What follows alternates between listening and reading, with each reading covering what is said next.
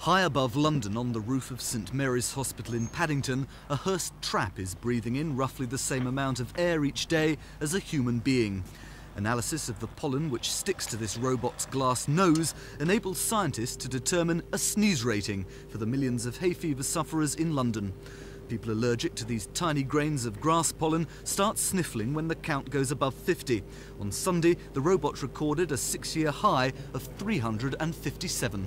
The factors influencing the pollen counts are wind direction.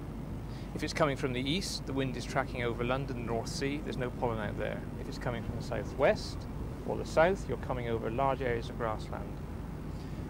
Also, convection, whether in fact the pollen is being carried up to high into the atmosphere or not, and thereby diluted.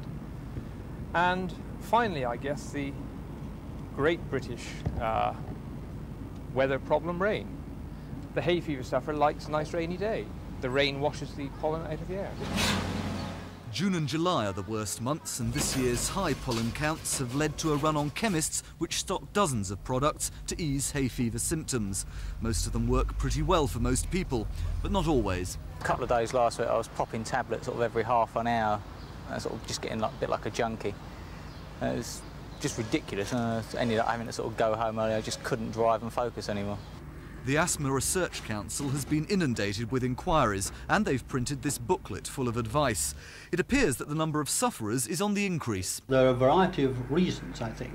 The environment itself is full of all new pollutions. As the years go by, we seem to be ever increasing the pollution of the atmosphere. That is one feature of it. But again, it can be a natural development. It just seems as if asthma and hay fever is increasing. And if the fine weather continues, it could be another 6 weeks before the sniffles subside, there's relief from those itching eyes, and the runny noses retreat for another year. Paul Larsman, Thames News.